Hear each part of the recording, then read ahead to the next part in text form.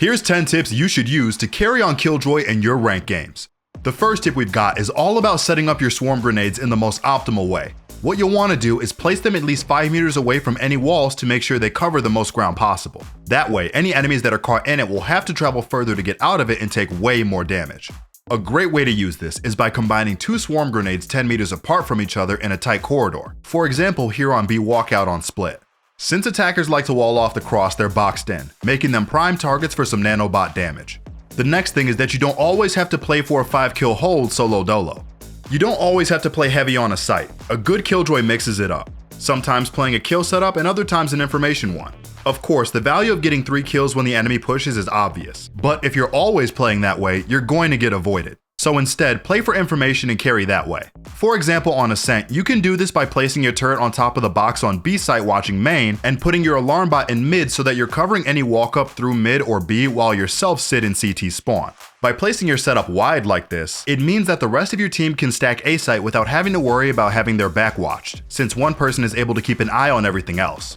Avoiding a good Killjoy setup makes sense, but running into a 4-man stack also isn't too fun, so you'll be putting your opponents in a tough spot. The third tip on our list concerns Killjoy's ultimate. The lockdown is one of the strongest ultimates in the game and has recently had its cost increased from 7 ult orbs to 8. Because of this, we recommend that you farm as many ult orbs as you can in any given game.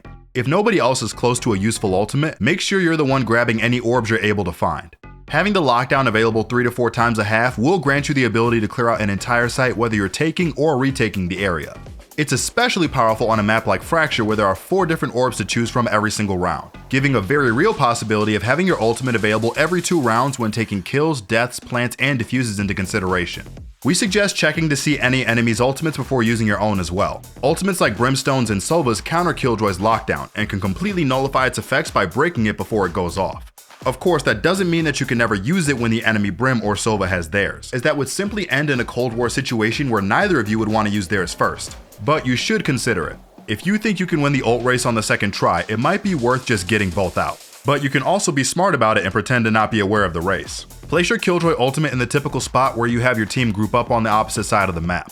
When a lockdown goes down, people hardly ever assume it's a fake, so there's a good chance both get the enemies to use their counter ult when your teammates get free reign on the other side of the map. Before we continue, I just want to let you know that if you're serious about improving in Valorant, we offer exclusive guides, boot camps, and coaching over on our website ProGuides.com. It's the fastest way to improve, and for just $8 a month, you get access to everything. Leading on from our previous tip, we've got a couple of lineups that are criminally underrated and are perfect to use in combination with your retake ultimates. When playing on defense on Haven, if you have your ultimate available, let your team know to play retake on A and play more heavily towards mid and C site. Then when the attackers have planted on A, put your ult down in this corner on A link. It's a very common ultimate to do, and you'll notice that it leaves a molly-sized gap on A long where the opposing team can hide and quickly repeat the spike from. To counter this, you can line yourself up against this wooden box here. Then align this little corner that sticks out on your HUD with this corner of the wooden window here and just throw. It'll land perfectly to get the corner and give the attackers an option, die or get detained. The same principle applies for Ascent, where the common retake ultimate here in Tree leaves a gap in Wine. This time you want to stand in this corner by the wooden box and line up the tip of your right hand HUD with the top of the most left leaf here and jump throw. This molly will land in Wine perfectly to finish off any attackers that try to hide in the corner from the ultimate.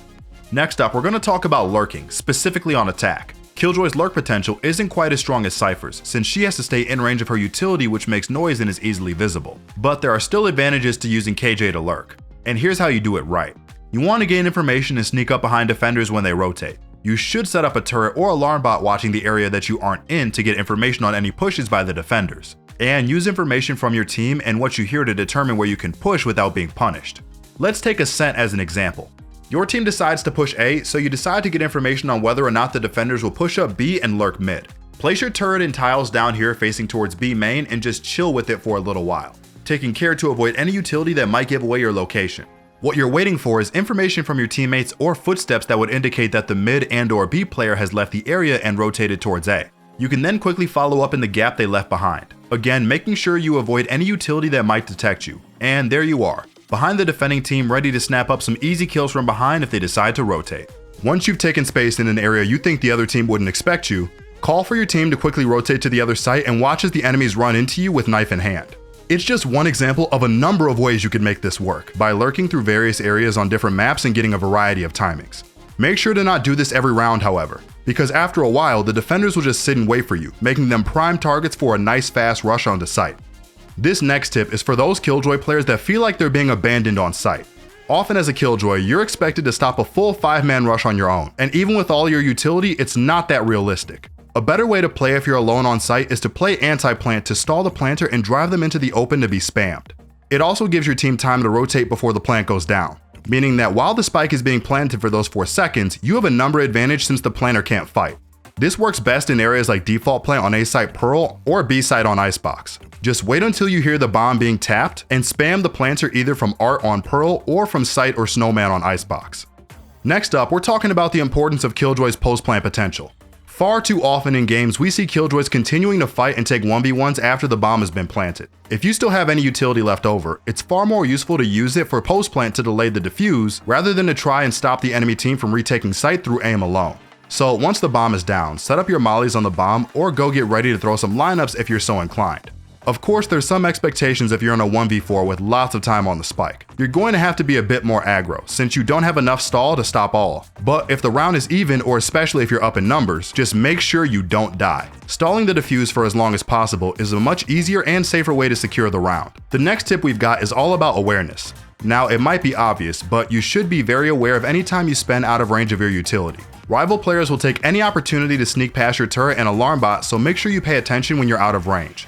Even for a few seconds, they hear the sound cue of a turret deactivating, and that's all they need to know to quickly take the space. Call their team to rotate and go for a nasty flank. No enemies like to do this, and make sure your team is aware of it too. You don't want to be blamed for not having utility watching the flank. Just give a call, turret offline if you're going to be out of range. And that way, at the very least, everyone has the same information of a possible flank.